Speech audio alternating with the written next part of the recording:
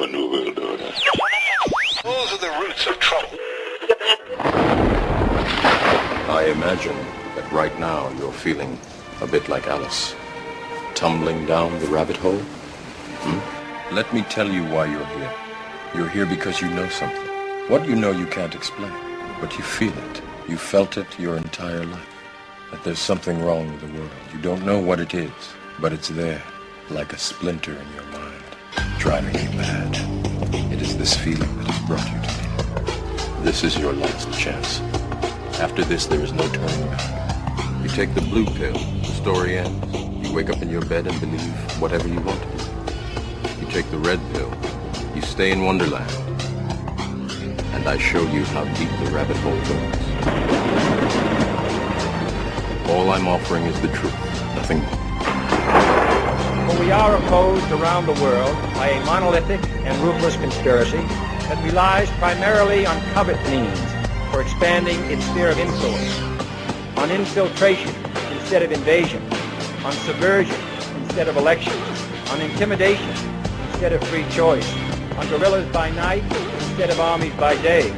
It is a system which has conscripted vast human and material resources into the building of a tightly knit, highly efficient machine that combines military, diplomatic, intelligence, economic, scientific, and political operations. Its preparations are concealed, not published. Its mistakes are buried, not headlined.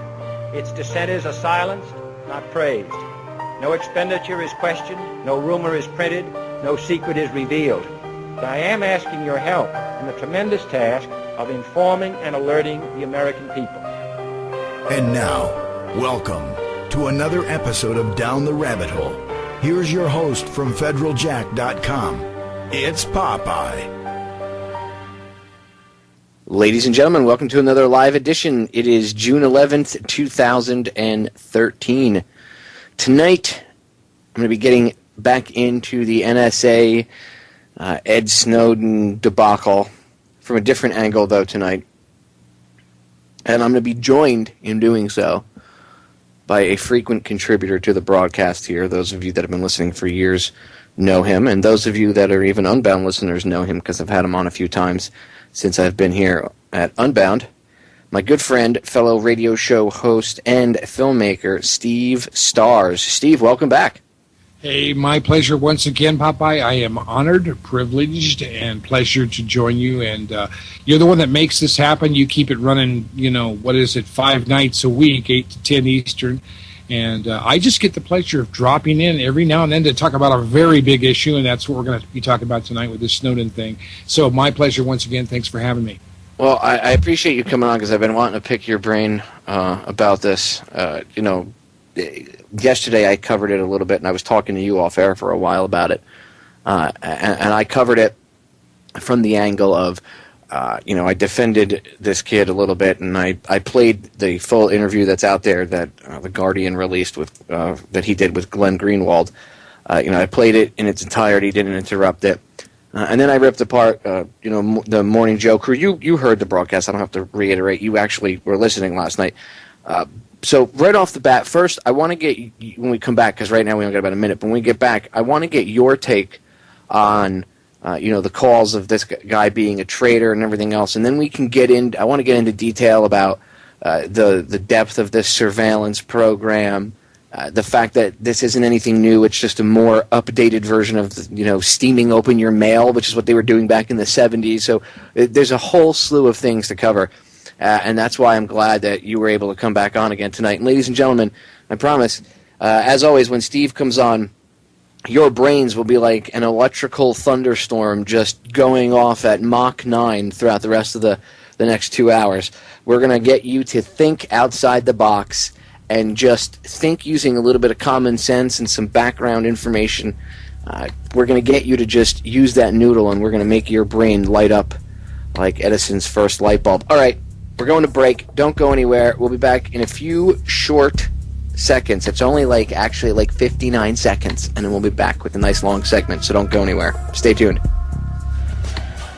All right, we are back. So, yesterday, I brought up Feinstein calling this kid a traitor, Ed Snowden, calling him a traitor, and then Peter King, and now you got other people jumping on it. Do you notice the media? You notice there's like no journalistic integrity really in this whole thing. I mean, you might have people pretending to be upset, but everybody's like, "What's the big deal? This guy's really a traitor. He endangered national security." It's like, wow, you gatekeeping shills. Could you spew talking points anymore? I mean, Glenn Greenwald. That's why I didn't interrupt that audio too much last night. I wanted him to, because I wanted to get as much of it in as I could. But you heard him like destroy them and pretty much say, "Look, all the crap that you're spewing is White House talking points that were absolutely, yeah." That's what it was, too.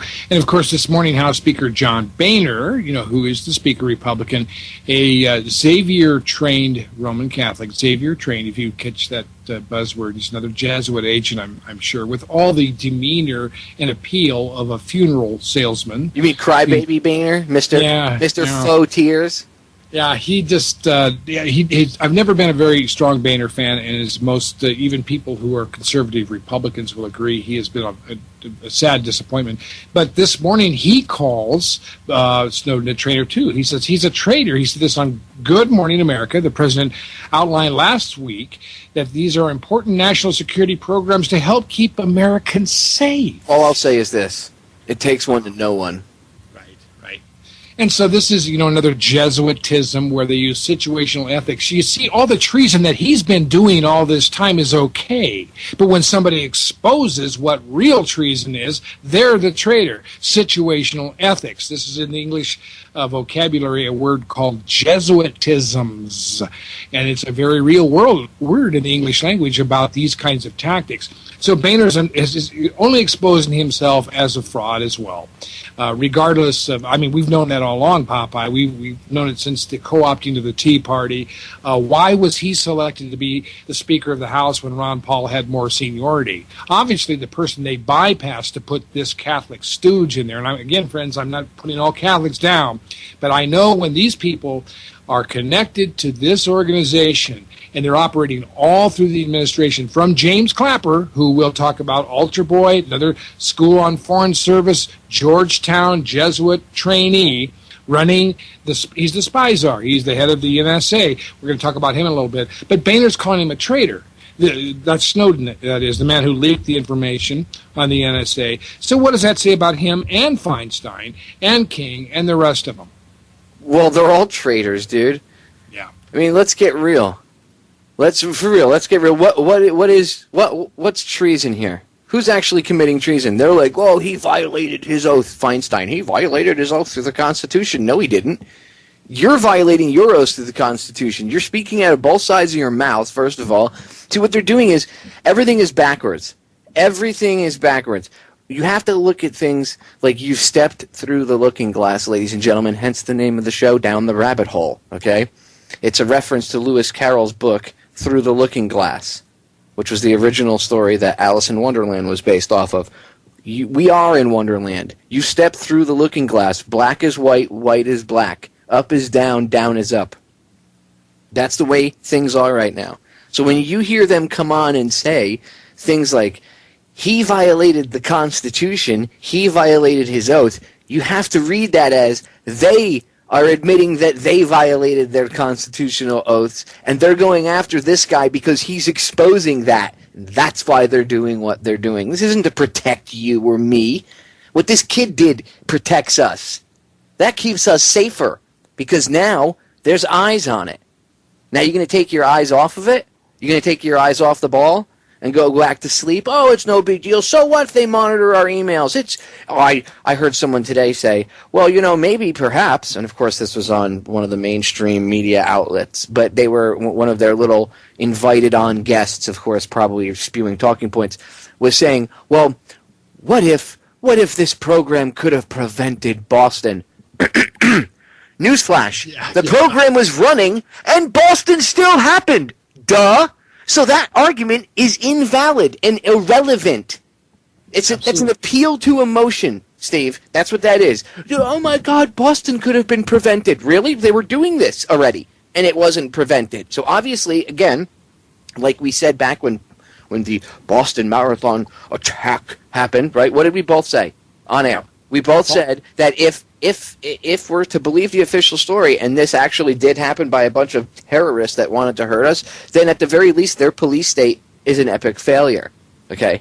And what do you see the mainstream media doing, by the way, with this kid, Ed Snowden? I shouldn't say he's a kid, he's a 29-year-old man, but he's younger than me, so I always say kid when people are younger. Anyway, this guy, Ed Snowden, what are they doing with him, Steve? You notice how the media is covering it? It's the ad hominem attack, the to the man, ladies and gentlemen. What have I said before?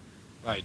What have I walked you through when I've done the woodshedding or the debunking episodes where I've taken apart a media hit piece by piece and showed you the lie so you can see it? They're doing to the man. I mean, you could see it, Steve, when they're going and they interviewed his neighbor or something, and this lady was, old lady, probably in her like mid to late 60s, nosy neighbor type, and he would look down at the floor when you talk to him and blah. And this is the meat of CNN's piece on this kid, their character piece. They're trying. You don't know who this person is. Do you know him? I don't know him. Right? None of the viewers of the video know him. And what they're trying to play on is the fact that you're going to them for information, and they've got all the information. After all, they're CNN. But they're building a whole. It's a straw man argument based off of the to the man, the ad hominem fallacy. That's exactly what you see going on. And it's absolutely disgusting. Anybody with even a quarter of a brain in their skull should be insulted that they think that you're that stupid that you're going to go, oh, okay, because that's what they think. What say you, Steve?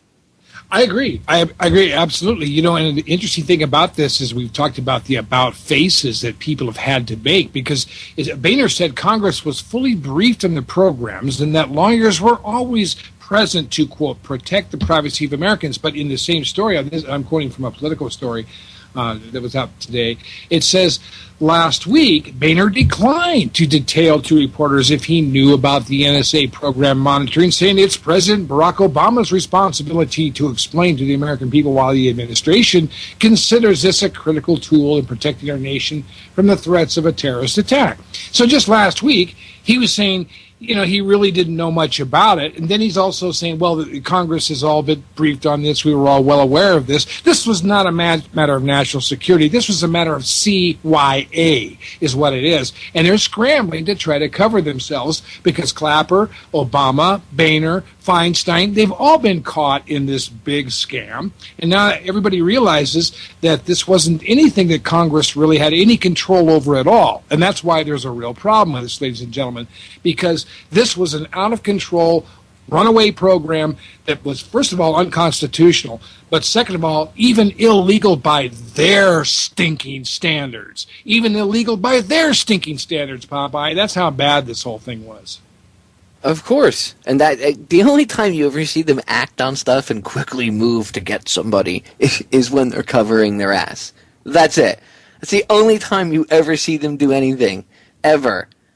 And how come nobody's asking the simple question which I just brought up earlier and making this point? That if at the very least, if the Boston Marathon attack was as they say it is, right, pulled off by terrorists hell-bent on killing innocent Americans because they're just terrorists, blah, right? They're the boogeymen, and they have the intelligence community has nothing to do with it. If their hands are complete, I'm not saying that it is, I'm just saying if you actually believe what the government's telling you, how come no one's bringing up this glaring point that this huge national security apparatus failed?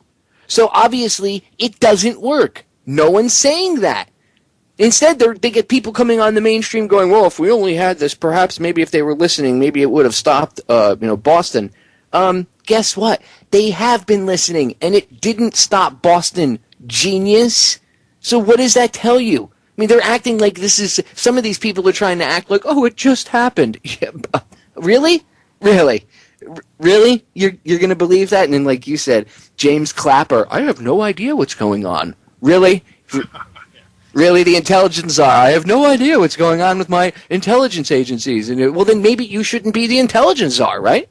I mean, why do these people never get fired? There's another question. How come they never get fired? They always get promoted and bonuses, Steve. Yeah, they do. And we saw that with Susan Rice. We were going to see it with others, of course. We have all through the whole episode of this thing.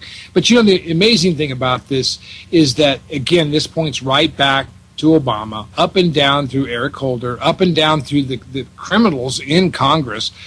Thank God Rand Paul is taking a stand against this. There's already a big move underway, and even the news media to a large extent. People say, well, I don't trust the mainstream media. I don't either, but they've been burned lately, friends. They've been burned with AP, and I can tell you there's some things about this that begin to shift when the news media starts to have problems with the current regime. I've experienced this before, and that happens usually in the second term of a president, and why for all wonder would they be picking on Barack Obama and the immensity of everything that's happening here now. This is not just news media trying to get a Barack Obama, but they are turning on him, and it's not washing. They're saying the guy's a traitor, and everybody else is saying he's a hero. The only people who are calling him traitors are the people who we have high questions about their activity and what's been going on behind closed doors, Popeye, and that's Boehner. That's all of these people. Reid, that's Feinstein, of course, who was also a part of all of these bills that have been progressing since the Church Committee back in 1975. We can talk a little bit about that. But this has all been about spying on you. Oh, you mean the 70s, Steve, when they were steaming open the mail? Right, yeah. Which is what they're doing, by the way. That's yeah. That's all that's going on right now is the 2013, the 21st century version of steaming open the mail, because it's electronic. That's what they're doing. Right, and they can get to all the mail this way, electronically, as well as the phone calls. In those days, they had to actually, climb a pole and stick a line in a transformer and run a risk of electrocution, I suppose, just to hear a scratchily old voice ring through the receiver. These days, man, they have everything monitored. It's monitored by machinery looking. They go to Verizon. They literally can go to Verizon Wireless, like one of we'll say one of the main hubs, wherever it happens to be, right? And they go in there and they say to Verizon, they tell them who they want to monitor or whatever. This is literally how they've done it already. Say they wanted to monitor Joe Blow, right? So they go to Verizon and they say, we know he's Joe Blow happens to be a Verizon customer of yours. We want to monitor everything all his communications on his cell phone, we'll say. Well, back in the day, like you said, even landlines. They can do this with. It used to be you had to go up, you'd have to have an undercover guy climb up on one of the poles outside, alongside the street there that's connected to the house and pretend like he's a phone company guy and all this other crap. No, now they wear their same suits with their badges. They just go over to the whatever office of whoever your telephone company happens to be, right? And in that telephone company, in that building, there's a specific room for them to go in and literally just once, they want to listen to whoever, they press a button and they can listen to you. That room is specifically for them to go and take care of that. These rooms were built specifically for the feds to go and do this. Right. These things have existed for years. It's not that this just came out last week. You know what I'm saying? So that's where they have the defense when they say, well, I don't know why anybody's surprised about this. This has been going on for a while. But then this is the media or the people that support it. But then the caveat to that is that they say, but it's perfectly legal. And it doesn't matter. I hate that term because legal only really, if you go research and understand how the law society works and everything, that term really doesn't apply to us, okay? And if you actually understand the fact that the Nazis will say, during the 30s, okay, this is a great example. During the 30s in Nazi Germany, when they were rounding people up, well, that wasn't really lawful, was it? Or it wasn't. It was in violations of people's natural law and any common sense, right? But according to the laws on the books, it was legal in Germany what they were doing. So the term legal really doesn't mean anything, okay? Well, it's legal to drone strike people inside the country. I mean, really? I mean, is it legal? I mean, let's think about that for a second. Lawful, legal, correct, right, wrong. We're going to break. We'll be right back. Don't go anywhere. We are back, ladies and gentlemen. I'm going to read to you something. This is the Fourth Amendment. The right of the people to be secure in their persons, houses, papers, and effects against the unreasonable searches and seizures shall not be violated, and no warrants shall issue but upon probable cause, supported by oath or affirmation, and particularly describing the place to be searched and the persons or things to be seized. That is the Fourth Amendment. I read it slow just in case some people have a tendency to know nothing about history, and if I speak too fast, which I have a tendency to do, you will not perhaps take it in full. So I wanted to read it a little slow. I'm going to read it a second time. I'm not being a dick when I say this, or condescending prick either. I know sometimes I come across that way, but I want people to hear it. Listen, this is the Fourth Amendment. You tell me if Ed Snowden violated it, or if the scumbags in Congress and in the White House over the course of time and years, and I don't mean just Bush or Obama, I mean Clinton, Bush Sr., and, going back. Okay? I'm going to read you the Fourth Amendment again, and I ask you, who really is the traitor to the Fourth Amendment? Here we go, the Fourth Amendment. The right of the people to be secure in their persons, houses, papers, and effects against unreasonable searches and seizures shall not be violated, and no warrants shall issue but upon probable cause, supported by oath or affirmation, and particularly describing the place to be searched and the persons or things to be seized. It is very clear what the Fourth Amendment states. A half-retarded blind monkey could understand what it states, okay? While it's chewing on a banana, it can't even read it, and it could understand what it's stating. It takes little to no common sense to comprehend that statement. Why do you think it was written as such? It was also written to be spoken aloud, for people to hear enunciated. That's why I first said it really slow, and then I said it full speed, because I have a tendency to speak a little fast. It's important for people to hear what the Fourth Amendment actually states and understand it. And then, when you understand that going through your email to find terrorists is about as retarded as going through your sock drawer to find them, okay, you'll understand the violation. Let me ask you, ladies and gentlemen, do you think it's for your safety that they want to read your daughter's personal emails? Don't you think that would be just as private as going through her diary, or maybe tinkering their little fingers through her panty drawer? All you dads out there, would you want some scumbag that works for the government with his fingers in your daughter's panty drawer? Then why would you let them in her email? It's the same damn thing. And if you think I'm wrong, or that there are two different examples, one doesn't mean anything with the other, you're wrong. Her personal and private thoughts are in those emails. That's just as bad, and violating that would be just as bad as letting them, again, go through her panty drawer. And I'm saying that on purpose to make it sound disgusting so it irritates you, because it should piss you off. Steve, we got about a minute and a half, but you have kids. I mean, don't you find that a violation of your children's privacy for them to have their emails read and their phone calls listened to, let alone yours? Absolutely. Absolutely. It's a violation of all privacy. These are the truths that we hold to be self-evident, that these kind of unalienable rights, meaning they're not privileges granted by government, are the very basics of what make for the only legitimate causes of government.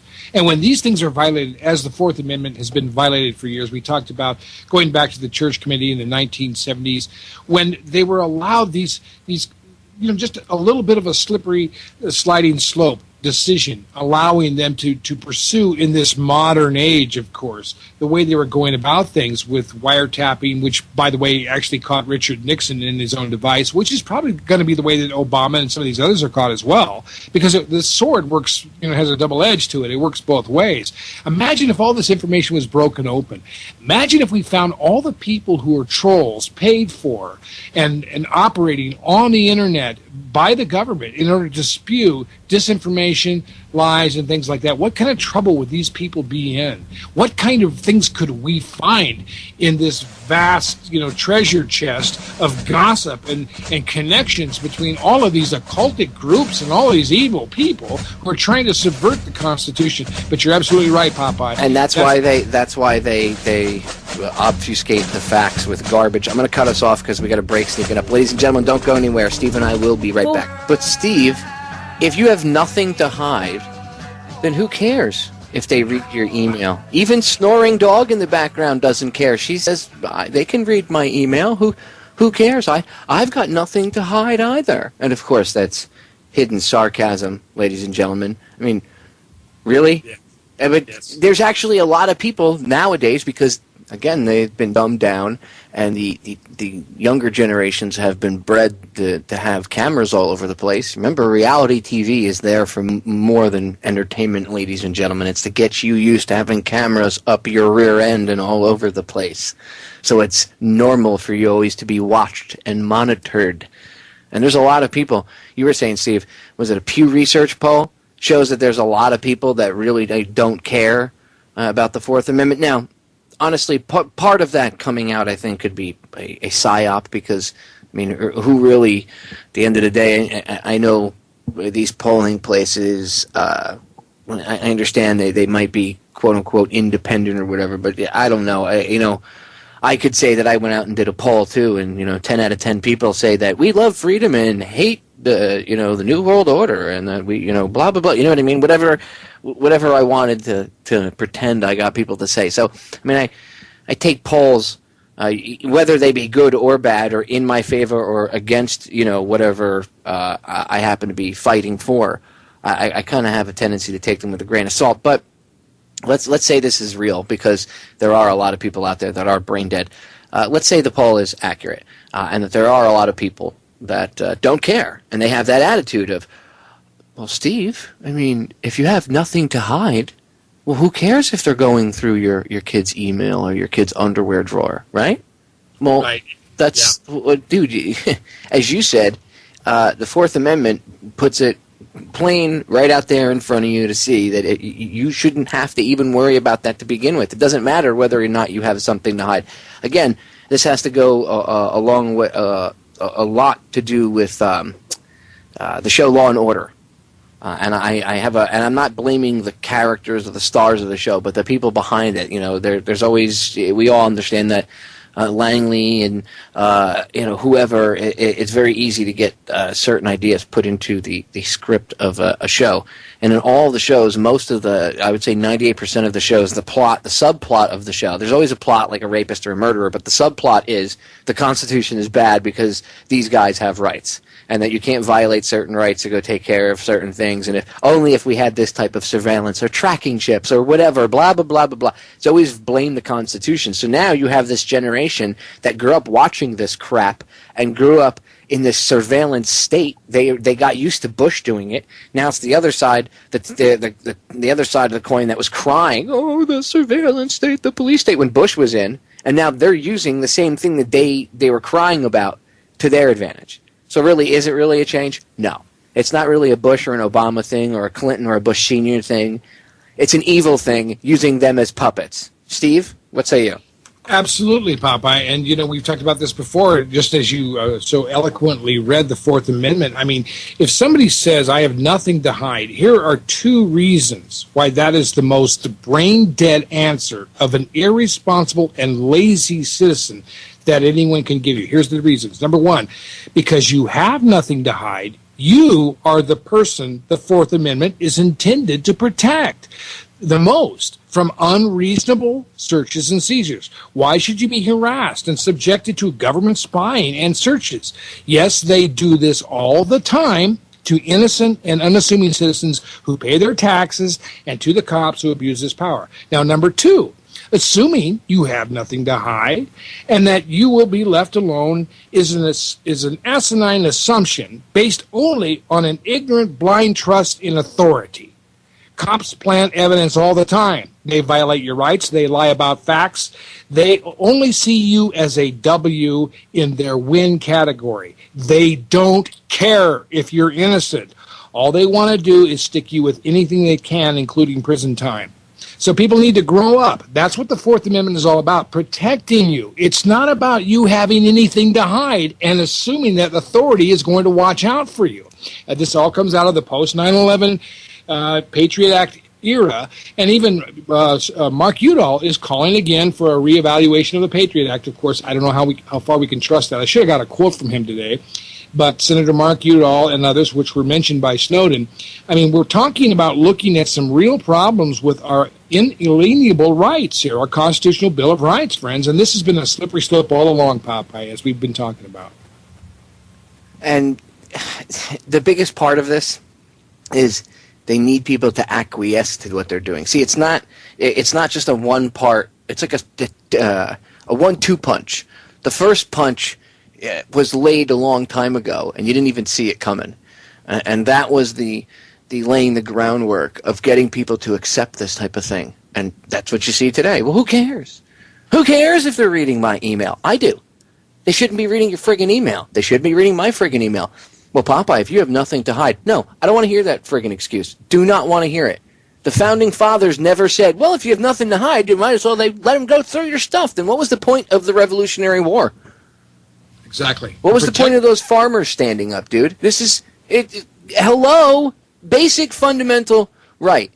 And by the way, the Constitution and the Bill of Rights didn't give this to us. This is a right that was given to us by the Creator, whoever you want to label that, whatever you want to call him, the universe, whatever, okay? Natural law, if you like. Yeah. Exactly, natural law. Okay, when we came into this existence, into physical being in this dimension, okay, we had those rights from the time that we came out of our mother's womb. The Bill of Rights and the Constitution simply enumerate them and let people know that they are there, and then they were set up to protect those rights, but they do not grant them. The government does not grant you rights. When you hear an idiot wearing a costume with a little badge on telling you, oh, government gives you rights, and I can take your rights away. No, you can't. You cannot. Okay? They don't understand that. They don't understand it. People think, well, they went to college for 4 years to learn about law. Do you think, what about what they're being taught? If the people that are teaching them are spewing the same garbage that they were taught, the same mindless propaganda, then the officer going out into the streets will not understand the nature of things. He'll only understand enough to do his job. It's called compartmentalization, ladies and gentlemen. That's also why they only hire cops now with like an IQ of 100 or below, because they were having a problem like in one town, and it's right on the news. You can go on YouTube and look this up. The chief of police was speaking to the news reporter, and the news reporter asked the chief of police why they were hiring, because this came about because the guy was suing because he had like an IQ of 125 and they wouldn't hire him because he was too smart, and they told him that. So he's suing over it. And the police chief said, look, we had people that had higher IQs, but we had such a high turnover rate. So they started hiring stupider people. Now, what does that tell you? Rather than change up how they do things, right, their policies, no, they just rather hire dumber people to enforce them. Okay? Not making this up. I couldn't make this up if I tried. This is out of control. And it's way beyond, well, it's acceptable because, they know some things that we don't know. And I don't know if everybody should know all the secrets. Why? Why not try that? That's what this country was founded upon. No, yeah, I understand if you don't want, people to know every little thing, maybe about like what the military has, operational security. I understand OPSEC. I was in the military. Okay, I'm not a moron. I get it, but when it comes to openness, how things are actually operating, and when I hear people say, well, I don't know if I'm really smart enough to know about that. Well, then maybe you're not, Jethro. Okay.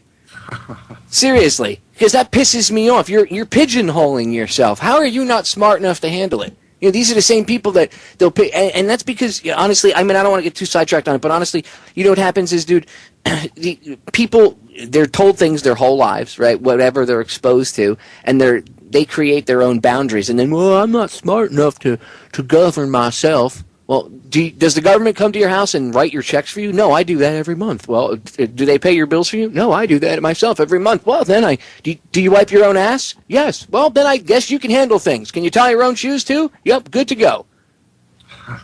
Yeah, well, that's the whole idea of pigeonholing us, Popeye, down to this dumbed-down level of accepting blind authority. You know, it's like that movie They Live, where they put on the glasses and it says obey. You know what I mean? I mean, people are dumbed down, especially in this post-9/11 era, where we seem to think that the government seems to know more than we do, and obviously they're stumbling all over themselves. There's never been a time in American history, friends, and I think I can speak from enough, at least remembering the Kennedy assassination and Watergate and so many things, at least in this latter part of the last century and the beginning of this one. This is beyond anything we have ever seen in this country right now, because this isn't just steaming open your mail, as we talked about with the Church Committee bringing all this up in 1975 before FISA, you know, the Federal Intelligence Surveillance Act, or the Foreign Intelligence Surveillance Act of 1978, and then going on through the Watergate affair and all these other things. This is far beyond all that. They've got your dishwasher listening to you now, your cell phone when it's turned off. They're geopositioning you. I have a young friend, and she was telling me that she was really bothered by her smartphone because it kept going on car mode every time she drove off in it, and she was trying to talk on it. Well, it's because it's geopositioning you. It's tracking you. It's telling you how fast you're going. It can tell you're moving, and it's shutting you down. Your phone is doing that for you.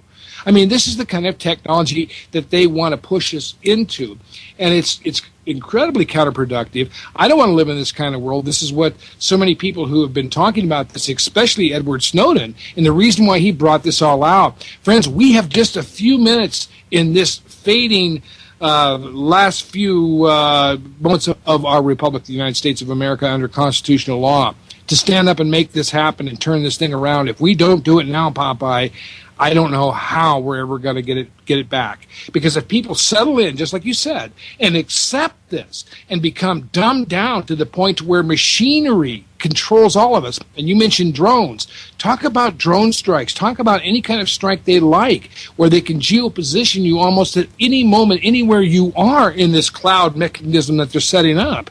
I mean, this thing is completely out of control because there is no legal restraint to any of it. And it's absolutely absurd that we're at this point, but we have to realize where we are. We have to open our eyes and see where we are at this moment, because I don't think we're going to have another shot at yet pulling this back out of the control of these maniacs anytime soon. If we dumb down, like you say, and I'm nothing to hide, they're going to take care of me. No, they're not. Oh, my goodness. Well, to quote Morpheus, dude, the Matrix is all around you. Okay? It is all around us. What did Petraeus say when he was the CIA head for that brief, minute period? Yeah. That they were going to have a Internet of Things. And I've had hackers on before talking about how they want to put IP addresses on. They are doing it. They're giving new dishwashers an IP address and hooking it to the Internet. Why? Why does your dishwasher need Wi-Fi? Why? Well, isn't that cool? No. My dishwasher doesn't need to be hooked to the Internet. There's no reason for that. Why would you do that? Then someone can completely control every aspect of my life. Oh, you use too much water. You've been doing too many dishes. No dishes for you today. Boop. Literally. Why would I want that kind of control? Oh, but it's cool, man. I can hook my dishwasher to my iPhone. Good. If you can hook your house lights and stuff to your iPhone, that means somebody else can hack your iPhone and control your house lights and your dishwasher and your security alarm and stuff too. There's a certain level of things I will not connect to my smartphone at all. Period. Okay? And I always make sure if I can, I get a smartphone like the one I have recently upgraded one, but I can take the battery out of it. So I can pop the back off, pop the battery out, and believe me, if I had to, I wouldn't have any problem parting with it. It is an electronic device, and that is it. I'm not married to it. Steve, I'm going to pause it right there because we got a break sneaking up on us. Ladies and gentlemen, don't go anywhere. Just a few short seconds. Steve and I will be back, and when we get back, I want to touch on, by the way, in hour two. Yeah, you mentioned the drone thing, and I had mentioned it. I got an interesting piece of audio to play about drones, but I got a bunch of other things. Email, Yahoo, going through your email, and a few other things with Facebook. So don't go anywhere. We'll be right back. All right, ladies and gentlemen, we are back. Final segment of the first hour, but relax. We still have hour number 2. And as I was saying, going into break, there is an interesting development, and I didn't even realize this. This isn't like it just happened. It just so happens that it's now taking effect, and I'm actually noticing it now. But I had mentioned this yesterday with Yahoo email, and again, this plays into, and I mentioned that Gmail has already been doing this. Everybody knows. So this all plays into this whole monitoring thing, right? So I'm going to sidetrack the whole everything for uno momento here, because I had mentioned this last night, and I want to get this out. So I double-checked into this, and I was correct. Actually, the update has probably been available for a couple weeks now. But it says, this is from Yahoo, beginning the week of June 3rd, 2013, you will be prompted to switch to a new version of Yahoo Mail because older versions of Yahoo Mail are being discontinued. And it's what they're going to basically, the new update allows them to, they're going to read all of your emails and scan it, they say, for advertising comment, or for advertising content. And what they're going to do is, well, that's what they say anyway, but they're going to look through your emails. In layman's terms, they're going to go through your emails, they're going to look at what's being talked about. And what happens if they decide that maybe you're a bully or you're a terrorist, and they need to notify the appropriate authorities? Then what? Then what? What happens then? All of a sudden you get a knock on your door, you sent an email out talking about, oh man, that party we were at last night was the bomb. Suddenly you get the FBI at your front door? You don't think it'll happen? Because it's already happened. Don't think that they're just going to scan your stuff for advertising purposes. We just want for advertising purposes. Right. Lies, lies, lies. Absolute lies. Advertising purposes. Anyway, I sidetrack because I get kind of pissed off sometimes because I have Yahoo Mail. Anyway, I opened the Yahoo account, by the way, to get away from the Google reading of the emails, right? Because Yahoo was still, at the time, at least not openly doing it. Now they're openly scanning your emails, reading them for, again, advertising purposes. Right. So I've decided that I'm going to close the Yahoo account that I have for Down the Rabbit Hole because it's the only one I have. I don't have a personal one, the Contact DTRH one. And it was confusing for anybody to listen to or type in anyway. Apparently some people couldn't deal with it. So I'm going to cancel the account anyway because I don't like people spying on me. I'm trying to find a new email, actually, something secure. I heard Start Page is working on something, but I don't know. I mean, I'd be even willing to pay money, a certain amount of money, I guess, per month if I knew it was absolutely secure. Because, hey, if it's free, if you're paying for it, it's one thing. But that's why they offer the free service because, it's like giving out candy. Just like the crack dealers used to do back in the 80s. They used to give the first hit or the first 2 hits for free, and then everything after that was, you had to pay for. You get them addicted to it first. So that's what the email is like. They market it the same way. I mean, wouldn't you say, Steve? They market it just like the drug dealers did back in the 80s. Oh, yeah, absolutely. I mean, this is the way to get you addicted. We knew Facebook was going to be this way. I told young people, look, I know this is a CIA op. Well, lo and behold, now we find that out, of course. Google the same way. I mean, there's all these addictions that these gadgets that we get. You see, Progressive Insurance has this thing that you put in your car that tells you how fast you're going while they track you all over. And if you keep the limits, they give you a few dollars off your insurance premium every month. Progressive Insurance. Progressive. The name Progressive is liberal progressive, of course. I mean, this is where they're going. They want to put us at... I used to be a customer of them, and I was able to break free of them a few months back. I used to be a customer of their one of their insurances, and I was able to get rid of them because I didn't want to deal with them. And I was in the policy I had. I didn't want to have any issues if I had canceled it or anything early, so I let the policy finish, and it was like breaking up with a psycho ex. They did not want to let go, dude. They spent like an hour and a half trying to convince me, and I'm like, nope. And I would be like, no. And I wanted to make sure. The only reason why I stayed on was because I wanted to make sure everything was done and that there would be no more payments or billing or any oops, we made a mistake. None of that crap.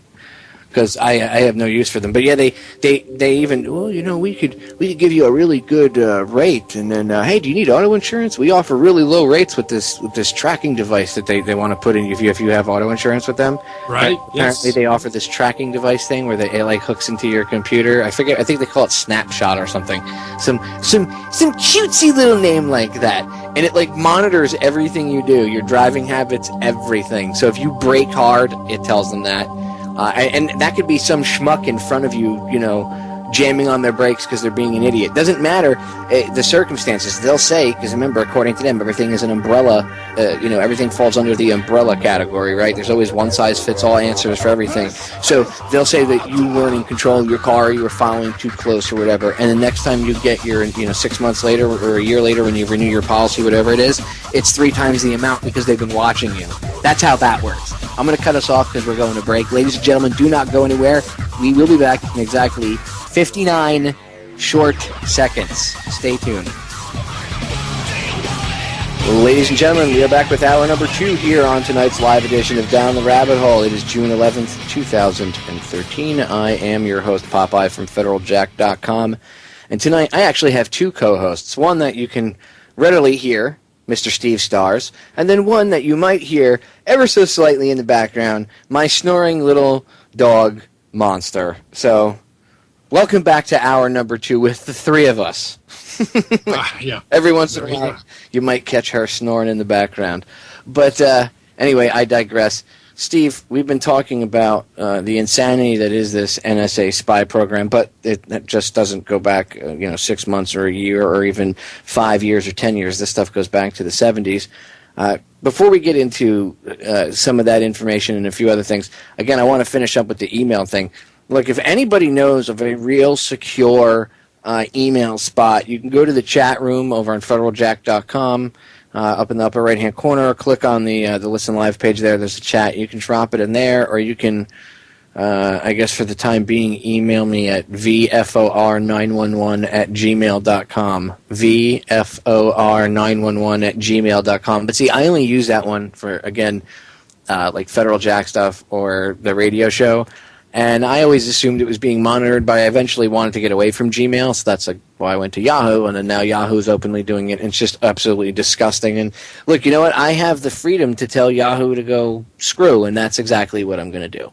Even if I have to literally pay for an email service like $20 or $30 a year or something, I might be willing to do that, because you know what? Here's the deal. Like I said, they give away the free email like the 80s drug dealers did. You know what I'm saying? Hey, here's your first hit for free. Here's maybe your second hit for free, and then you got to pay for the rest.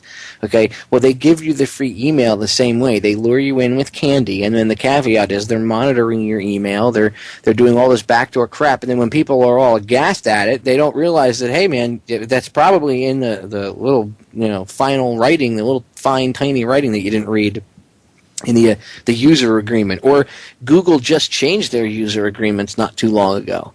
So I'm willing to bet that they included a lot of this stuff in there. If you go back, if I remember correctly, a lot of that excluded them from from people being able to sue them, and from the government doing this stuff. So did they know that this leak was eventually going to come out? I mean, there's always that. There's that question.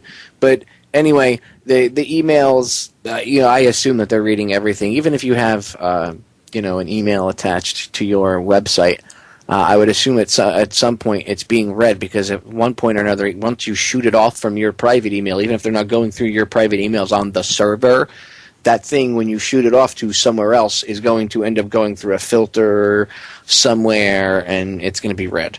So, just assume that your electronic communications are all being monitored. Is it proper? Is it correct?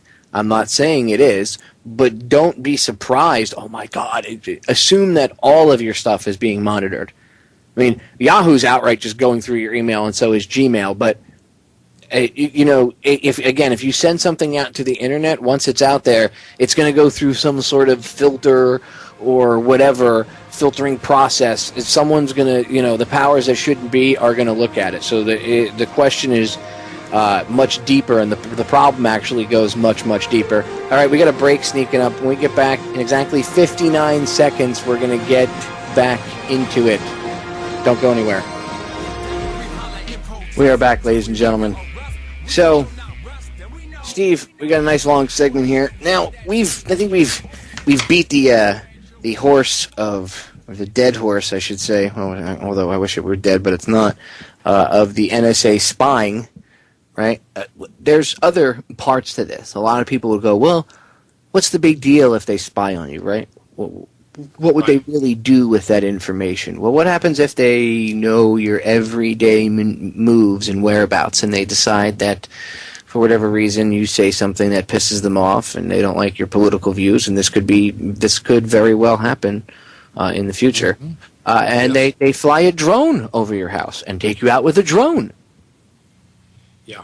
They can target you in a number of different ways, and this is all a part of a much bigger lockdown surveillance grid, friends. It's not just about listening to you and hearing what you have to say. I mean, I'm sure they have probably way too much data information in these metadata banks that they keep, on all different kinds of things. I mean, this is about, actually encircling you, if I like that word, is just completely watching you everywhere you go, so that if they do have to take you out, or if they do have to control you, or if they do have to arrest you, or if they do have to find you for some reason or another, they've got you. This is like living in a fishbowl. That's the real problem with it, because this thing is much bigger, as we talked about before. Your dishwasher can spy on you. Your cell phone can track you wherever you go. You've got all kinds of electronic gadgets that can hear or even see you any place they like. And these drone strikes that they're talking about now, which aren't limited. I mean, they keep telling us, "Oh, we're not going to use these on Americans." Yeah, like all the surveillance gear you weren't going to use on Americans, and you did. And the very same thing applies here, Popeye. They're just, this is just a part of controlling you like a slave. It's 1,000 different dog collars they're attaching to you everywhere you go.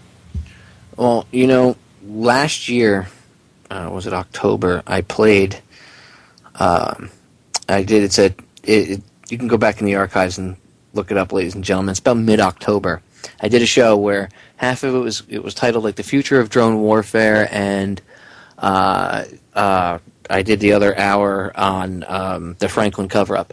But if you go listen to the drone warfare, listen to the whole show. But if you listen to the drone warfare part, you'll hear them talking about how they're working on robots that look like snakes and birds and stuff right now. Literally, they're going to have bugs that they can, drones that they can fly out of the back, drop out of the back of a C-130. 40, 50, 60,000 of these things over a city. It's called swarm technology. They can monitor you. They can hunt you down if they need to. This is like Terminator type stuff. Seriously. Eventually they're going to take the humans out of it. And I'll tell you why they're going to take the humans out of it. I got a little 3-minute clip really quick. It's a former drone operator explaining how he's haunted by the over 1,600 deaths that he was involved in as a drone operator. Now, this is why eventually they're going to go to AI. It's inevitable. And in that the episode I did back in October, you'll hear all the experts, even an Air Force general, say that eventually the weakest link will be the human being because of reaction times and perhaps any type of emotion. Now, to back that up, here's what a former drone operator has to say. Let's listen to this really quick. I operated the camera. So like the camera, zoom in, zoom out, make sure that everyone can see a good picture, make sure it's in focus, guide the laser, shoot the spot tracker. How clear the resolution? How clear are these images? It's pretty clear, depending on like atmospherics and how what your elevation is at. It can be pretty clear. We're just sitting there, and we're like, okay, these guys are obviously bad guys. The guy in the back hears the sonic boom when it reaches him, and he runs forward. We were actually told to get the 2 guys in front, worry about the guy in the back later, follow him to wherever he goes. Guy in the back runs forward between the 2, and we strike all 3 of them. And the guy that was running forward, when the smoke clears, there's a crater there, he's missing his right leg, and I watched this guy bleed out. And it's clear enough that I watch him, he's grabbing his leg, and he's rolling. Like, I can almost see the agony on this guy's face. And eventually, this guy becomes the same color as the ground that he bled upon. And so he loses his heat. You watch him die. Yeah. It was, you know how people say that drone strikes are like mortar attacks, artillery. Well, artillery doesn't see this. Artillery doesn't see the result of their actions. It's really more intimate for us because we see everything. We see the before action and then after. And so I watched this guy, I watched him bleed out. I watched the result of, I guess, collectively it was our action, but ultimately I'm the responsible one who guided the missile in.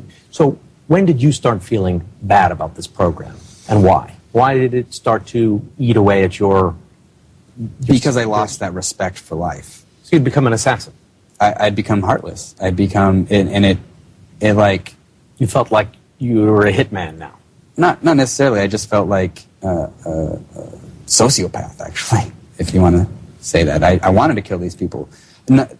These were bad guys. We had a list of their accomplishments underneath them, but instead of being like, man, these guys need to die, but I'm really sad that we have to execute extreme measures, I was like, man, I can't wait for these guys to die. When I left the 3rd SOS, they gave me a sheet of paper that had all my accomplishments on it. And they handed me this paper, so of all the missions combined, either directly fired shots, buddy lasers, helped bombs dropped from aircraft that I guided in, insurgents, raids, people that were captured. It was 1,626 total people killed on every mission that I've ever been on. How did you feel when you saw that piece of paper and it written there, 1,626 dead people? Disgusted with myself, actually. And that's why eventually humans will be taken out of the chain of command, because it's inevitable. It's called evolution. So if you're thinking like the military-industrial complex and you want the perfect killing machine, the perfect killing machine isn't a human being. The perfect killing machine is a brainless automaton, even if it's got some level of artificial intelligence. And then that begs the question, once you create artificial intelligence, do you let the machines make the decision to kill humans? And then at that point, has anybody seen Terminator 1 through 4? You don't even have to watch all 4 of them. I know number 4 is the crappiest one. Everybody always complains. But if you go watch it, the one with, what's his name, Christian Bale, or whatever his name is, the one where it's, after the machines have taken over and they're rounding up all the humans and they're fighting the machines, go watch that one, okay? The reason I say that is because that is exactly what's going to happen if we allow drones. And there's all sorts of them. Ones on land. They have Humvees that are drones. They have boats that are drones with machine guns. They have ones that fly in the sky. And now they're building ones that can walk. DARPA is currently working on it. Do we need to be building this and then having a huge data center out in the middle of Utah where they're keeping tabs on everything everybody is doing? So now they don't even have to send humans to get you. They can send their little automated pets to get you in the middle of the night. And there will be no fighting that right now, right? I mean, if you can't kill the machine, no one's got hand grenades or bazookas in their house. So unless you're in the military and you're on a military base, guess what? I see the Terminator coming down the pike real quick unless we start to put an end to this. You heard the guy's voice. Yeah, sure did. And I know some people would say, well, he agreed to killing people to begin with. Okay, but obviously the guy's haunted by what he did. And he might have referred to them as bad guys, and I'm sure maybe down his journey of enlightenment, he'll realize that he'll look at it from a much higher level and realize that maybe they were just defending their land. But who knows? Maybe some of them really were bad guys. I mean, there are those individuals that do show up to the battlefield, whether or not we created it, that really are bad individuals and evil, I guess you could say. But I'm sure more than likely a lot of the people that were killed were probably innocent, and they were just labeled bad guys because their criteria for taking somebody out with a drone strike sucks. I mean, if you're of military age, which is like I think 14 or 15 and above, and you're doing some suspicious activity, and I do air quotes when I say that because who determines what's suspicious? And you could be walking your goat and boom! That happens all the time. They blow up goat herders, Steve. Right, exactly. And this is the whole point about the NSA thing, though, Popeye. We've seen already that they have no way of controlling this kind of power. They turn on the American people. They've been sworn over and over and over to follow certain laws. They keep bending them left and right. We've talked about whether they'd ever use drones on American citizens. That's been a nebulous conclusion issue there. I mean, look at the NDAA. I talked to Mark Udall's office, and I keep bringing this up. He said that Obama will strike the portions of the NDAA targeted at American citizens, or he will veto the bill. And I said, you're lying to me, whether you know it or not. He's not going to do either. And he didn't. See, that's the whole point about all this stuff. They have no restraint. None.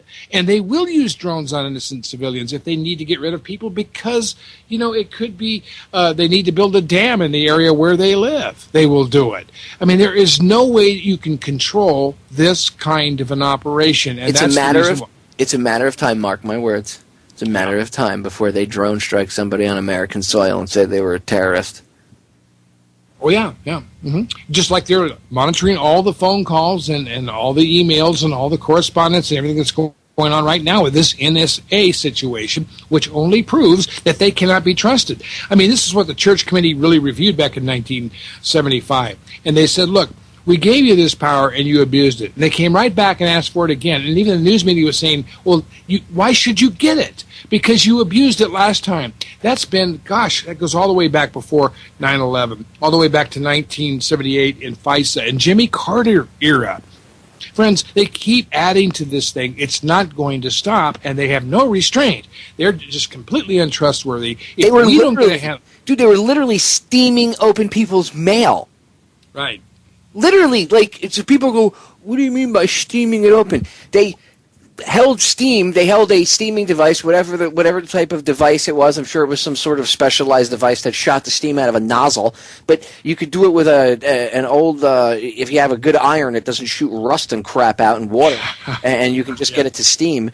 Or if you have a steamer, if you go over the back of the envelope where the glue is, you can literally heat it up, and the glue will come undone. You can open it up, pull the envelope out, read whatever's inside, put everything back nice and neat and orderly, and close it, and you can heat up the glue again, and then you put it back, you rub it together and close it up, and literally, if you do it right, you can literally, and you obviously you can't steam it too much because you don't want to overdo it and soak the envelope or the paper, but if you do it just the right amount, just the right way, you could literally open someone's mail, read it, and close it, and the person getting the mail would never know that their mail was opened because the mail always is a little bit beat up because of going through the mail system itself. And if you steam it the right way, which obviously they knew how to do, ladies and gentlemen. I mean, look, do you remember the heart attack gun, Steve? Remember that little tidbit that came to light, that the CIA has a gun that they can shoot people and induce heart attacks with, and it'll literally shoot a dart of ice with poison inside of it into the human being. The dart of ice penetrates the skin, and once it's inside, the ice dart would liquefy, and out would pour the poison of choice, which would mimic a heart attack, and then it would disappear from the body, and it wouldn't show up on any autopsy, and it would show up as like natural causes. Person had a heart attack. I mean, this is the kind of crap that they had back in the late 60s, early 70s, at the very least. So imagine what kind of surveillance technology and other type of stuff they have today. They're already watching us, by the way. Okay, I know that if they were steaming open envelopes in the 70s, imagine what they're doing now. All right, I'm going to pause us because we got a break sneaking up on us. Ladies and gentlemen, do not go anywhere. We will be right back in a few short minutes. So as of January 12th of 2012, 1 in 3 U.S. warplanes was a drone. That was January of 2012. We're in June of 2013.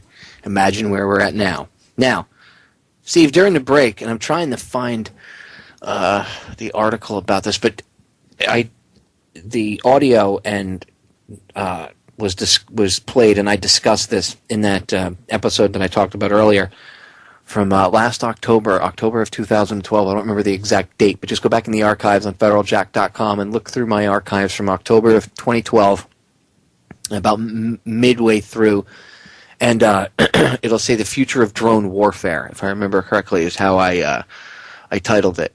And I don't think I have. I don't know if I have the audio clip by itself, but I played the audio in full, uninterrupted, on that broadcast, so you can hear it. And they talked about, and I forget what year it was, but Congress has told the Army, I think it is, that if not the whole military, but I think at least the Army, like a third of it at least, but I will say, and I don't know the year, I'm just throwing this out there, but I have to look into this a little deeper, which I will while we're on air here, but it's something like 2020 or 2025, a third, or something like 38%, or some astronomical amount of the Army has to be unmanned vehicles, including ground, sea, and air. And I'm sure that's going to extend into the rest of the military, because you see a lot of this being, the military is being dissolved. By the way, I don't know if people realize this, but our military is being, the ones that took an oath to protect this country, the ones that take an oath to the Constitution, are pretty much being dissolved, because slowly but surely all military jobs are being taken over by contractors. See, they started slowly, like frogs in the pot. First they started with the people that repair things, and the people that do the people that mop up the floors, and maybe the guards at the gate shack, and things, maybe the jobs that some people really don't want to do in the military, and they found that too that's below me. I don't need that. That's beneath me. Okay. That's demeaning. Okay. No problem. Right. So they contract people out to do it, right?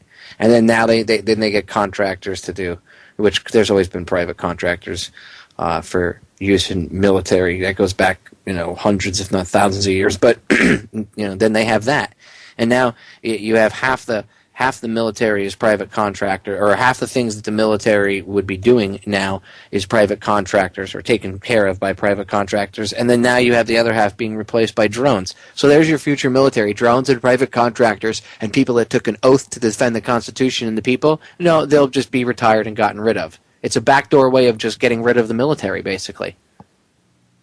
Yeah, absolutely. Because, like he said, the human being is the weakest link in all of this. They have a moral, they have a conscience, they have a, or at least some identification. But look at how they're trying to destroy all that with these video games.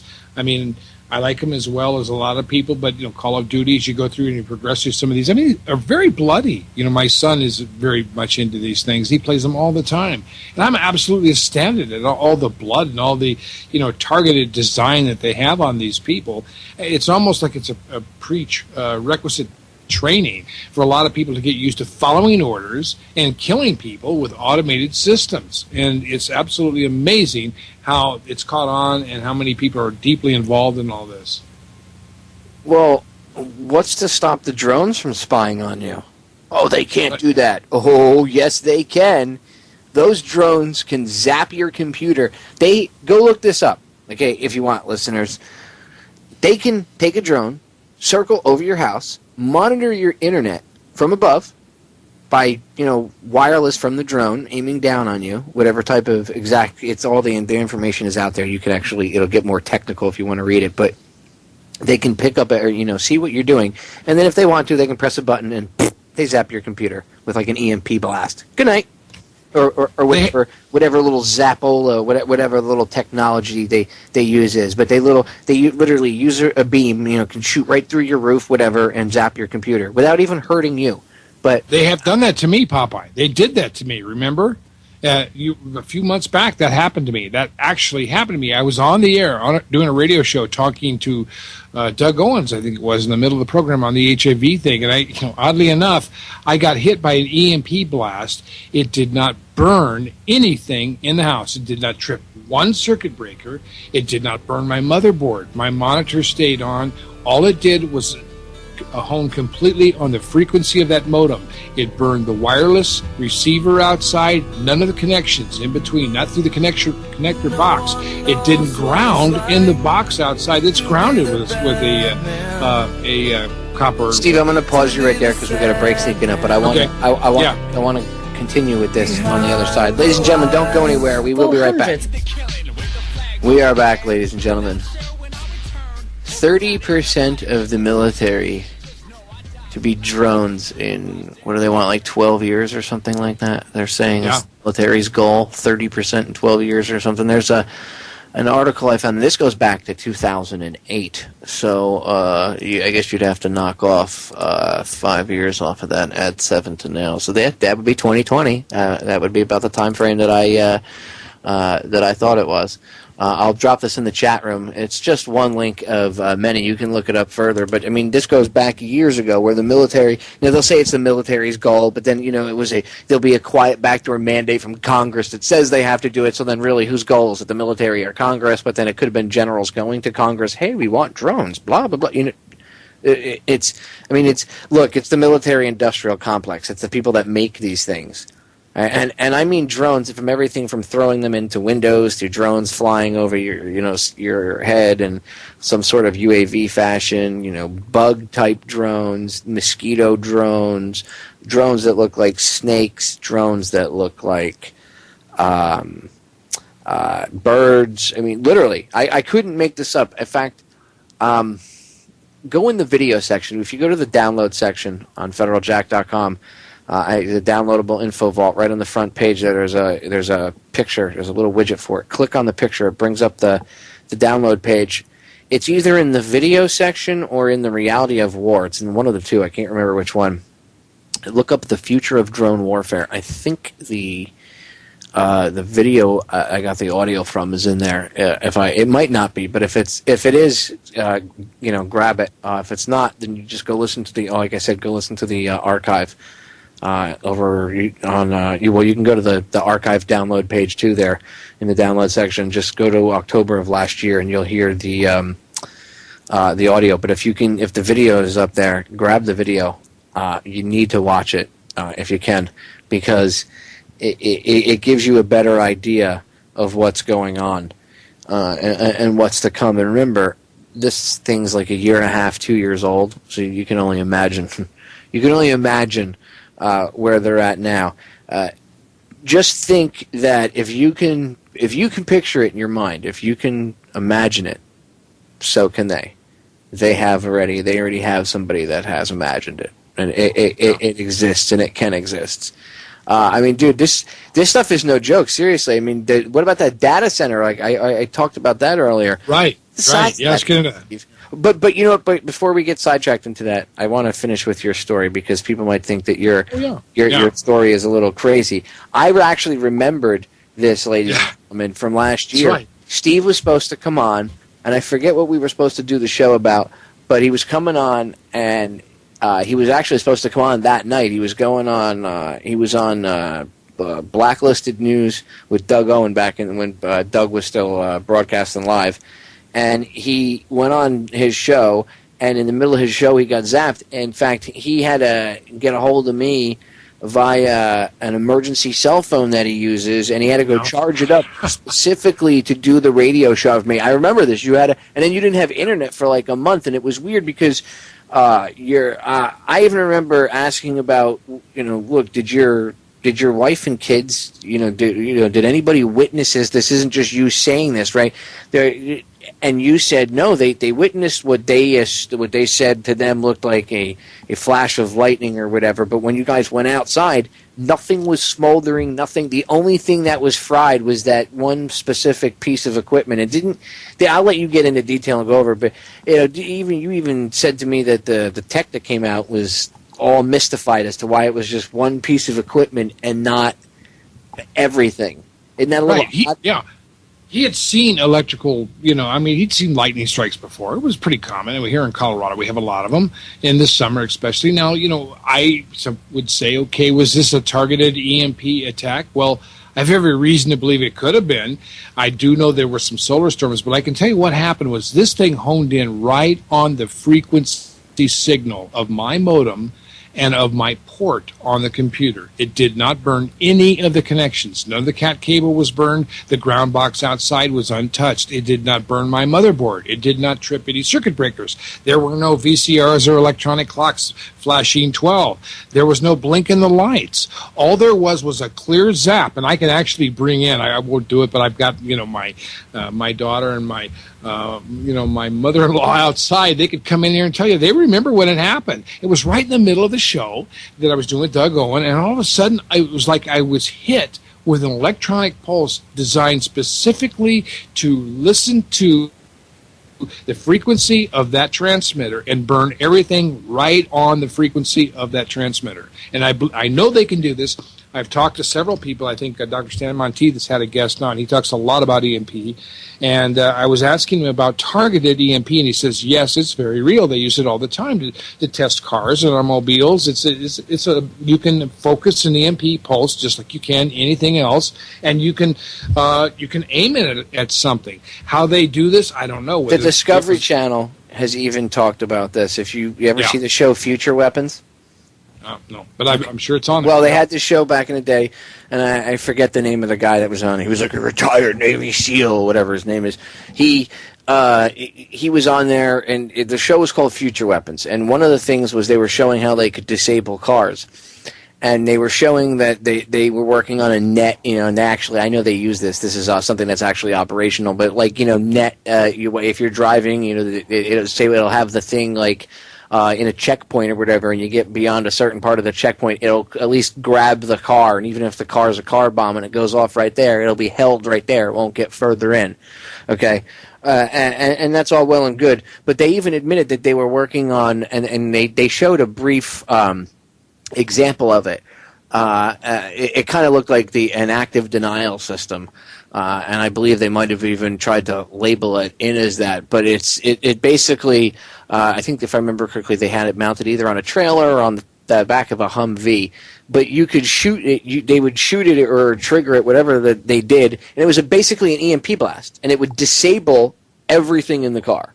The car's computer, and once the car's computer is disabled, all modern cars, older cars that don't need computers, you could, if you were in like a 1976 Pontiac, you'd be laughing, giving them the finger, shoot away, ha ha ha, 49 Willies, you know what I mean? They ain't gonna do anything. You'd be laughing at them. But today's cars are all electronic, and if you take out the car's computer, which is its brain, the car ain't gonna function.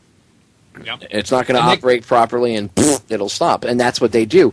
They use an EMP blast now. They use it to disable vehicles. So if they're admitting to you when Discovery Channel or the Weather Channel, which is owned by the Rothschild family, when they openly tell you that they are doing something, like the Weather Channel's been boasting about weather modification. I don't know if the show is still on, but I have I ripped the promo for it, but they actually they had up on their YouTube channel. You could probably find it still, but they had a series, and again, I don't know if it's still on, a couple months back, where they were talking about controlling the weather, and they were admitting it.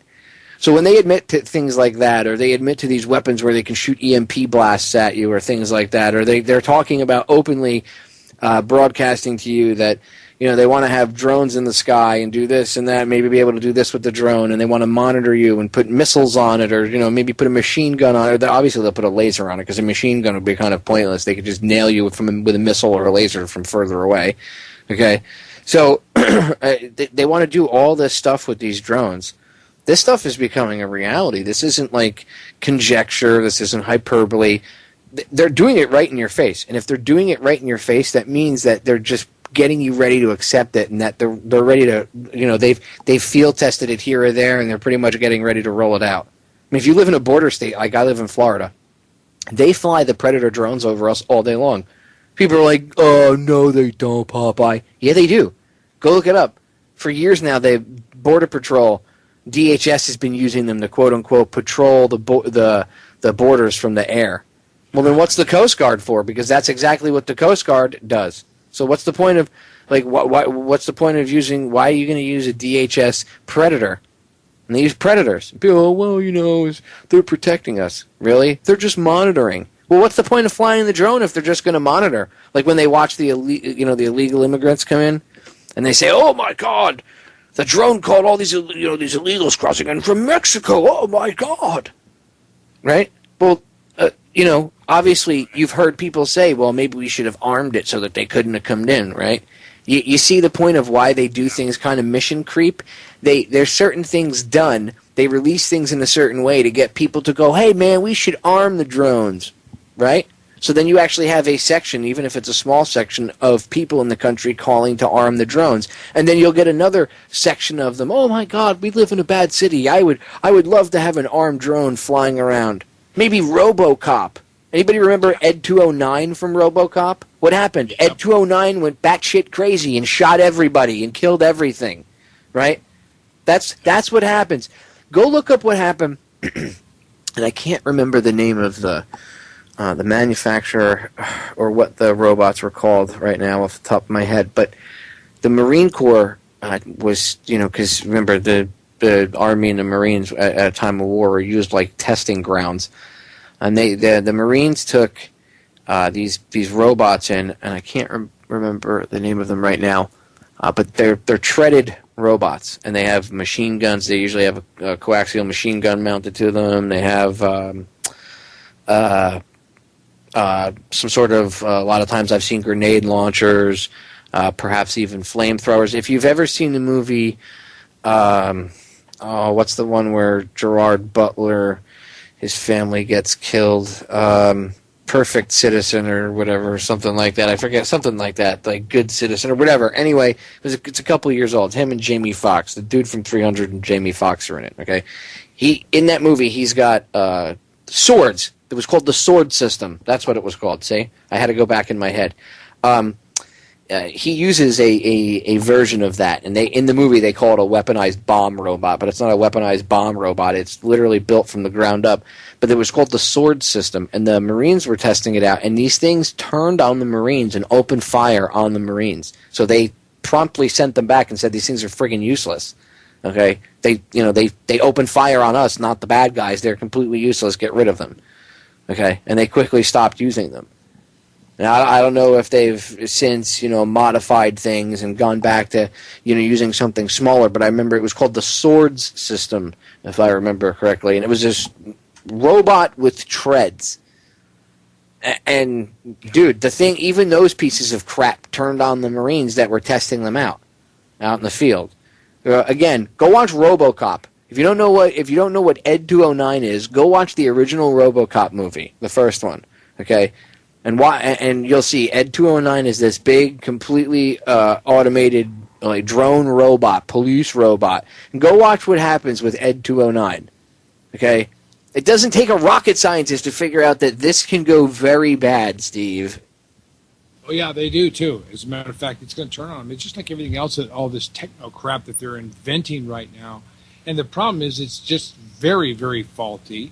And also, even if it works perfectly, the real problem that we face, Popeye, who are the people who are using this? And they don't have the ethics. I mean, there are some real psychopaths. And what we try to point out over and over and over in your show is that, friends, controlling government is our responsibility. That is what we do. That is what being an American citizen is all about. It's not about World War II. It's not about John Wayne. It's not about the 4th of July and, apple pie and fireworks. It's about controlling your government as we, the people, are intended to do. And we have completely lost control of it. And that's where we're in serious trouble. And I mean, if we don't get a handle on this, regardless of whether these things work or if they don't, Popeye, as we've seen right now, there is no way of restraining these people from doing whatever they want to do by their own laws, much less the Constitution of the United States. And that's... Well, dude, the low-level scumbags see the upper-level scumbags doing it, and they're going to break the laws, too. Just like when you saw those cops, again, they busted the guy's balls who was open carrying legally. And the cop said to the kid, I'll follow the Constitution when the president does. The lower-level scumbags seeing the upper-level scumbags breaking the law and not getting in trouble, and they do the same thing. All right, we're going to break. Stay tuned. We will be right back. Final segment, ladies and gentlemen. Wow. Where the hell did that go the last 2 hours? Right? Wow, we covered a lot of stuff. Hey, I'm going to blindside you with a shameless plug for your website, Popeye. And the reason why is because I think your listeners do need to know doing radio work, friends, like the kind of stuff he's doing is a lot of effort, and he does it all really as a labor of love. I mean, if you know most of these people who are syndicated, these guys make some pretty big money. I mean, upwards of, probably the smallest of them are getting at least $50,000 a year. And I know Popeye is not getting anywhere near that, but I know that he's doing this day after day, 5 days a week. If you can help him out in any way, if the most important thing is just take these broadcasts and take the podcast, take the YouTube, whatever it is, get it out to other people. That's what we're really most concerned about, because it's not about anything other than reaching you. It's not yours that we want. It's you as a person to have the information that we're trying to get to you. And I always do this because I tell Popeye he doesn't really do enough actually to promote himself or his website. But federaljack.com, visit the site, like him on YouTube, whatever you need to do. Help him with, he's got his terabyte systems for sale, a lot of great films and things like that. And the only reason why I do like to promote you, Popeye, is because I know what kind of things you have to do it. I mean, it's really an 8-hour job to put a 2-hour broadcast together, because you have to do research. You have to cut things down. You have to keep loading them and everything like that. So help him out, if you can. And I appreciate it. I do have a website as well. Here I go with my shameless plug. It's AIDSFraudVideo.com. AIDSFraudVideo.com. You can see the whole film for free up there. It's a long one, and we show you the whole thing about HIV, the HIV fraud. We dispute the virus AIDS hypothesis. What is the real cause of AIDS? Is it really HIV, or is it something else? And why are these drug treatments and their DNA chain terminating drugs like AZT, why are they killing people? This is another part of the New World Order. It's the medical industrial complex this time.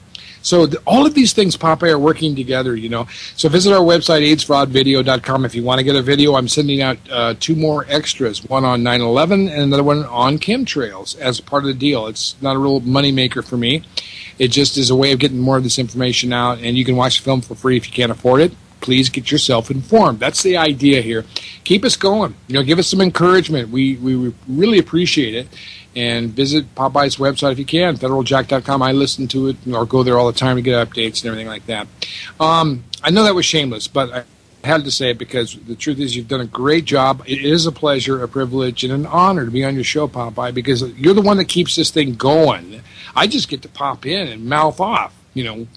Once every week or 2 or 3, and but you make it happen every day. And I've listened to some great programs, in your archives and stuff like that. So thanks for doing what you're doing, buddy.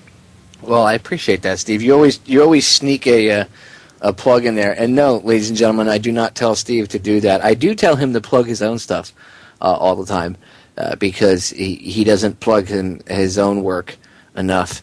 And Steve, you've also done other broadcasts with me as well, where we've talked about the Titanic. I mean, your insight into a lot of this stuff is not only welcomed, but it's respected by not only me but a lot of people. The listeners love when you come on the broadcast. You're well researched. You know what you're talking about. See, I could say to you, the Jesuits, you understand, like when we're talking about Clapper and all them, you understand where these guys were trained. You understand the school of thought that they've been trained in. Okay? Right. And you don't look at it from a religious view either. Some people might look at it, well, I went to a Jesuit school and I'm not a bad person. Okay, well, it's a little bit different type of training for people like Leon Panetta or somebody else as they go higher up. Clapper. Clapper, all them. See, that's a whole nother broadcast. But the point is, it's nice that I could sit down with you and talk about this stuff, and you understand what I'm talking about, and you don't get lost and look at me like a deer in headlights. Well, that's one of the things I appreciate about what you've done too, because not too many people are talking about this aspect of the New World Order. We've said there's a lot of heads to this dragon, friends. It's not just the Jesuits, not just the Sabbatean Labor Party Jews, not just the Freemasons, not the Wahhabists, Sunnis. There's a lot of different organizations. There's 10 heads to this dragon, if you like, and all of them are working orchestrated by the same thing. And that's what we're covering here, because when we talk about the NSA, we talk about the medical industrial complex, we talk about drones, We talk about the Federal Reserve. We talk about Freemasonry. We talk about mind control. We've done a lot of programs on mind control. We were talking about mind control just the night before the Aurora shooting broke out. And I know that whole thing with James Holmes was a mind-controlled operation, MK Ultra. We've been over this, but it's all a part of the same thing. And one of the things that we do, I think that's kind of special about your programs, Popeye, and why I like doing them, is because we really feature a subject. We really go into it, and we tie in things like drones to the NSA and that kind of stuff. I agree, and that's why I like doing shows with you, Steve. But, you know, not only are you a friend, but you're well-researched and you have an incredible intellect into these matters. So it makes the information exchange that much better between us, and then for the listener, it makes it a lot easier for them to absorb. And with that, I'm going to cut us off, brother, because we are out of time. But do not fret, ladies and gentlemen, because Steve will be back on soon, I promise. And with that, I'm out of here. Remember, don't buy into the fear porn the mainstream puts out. And I'll see you all again tomorrow night. I love you all.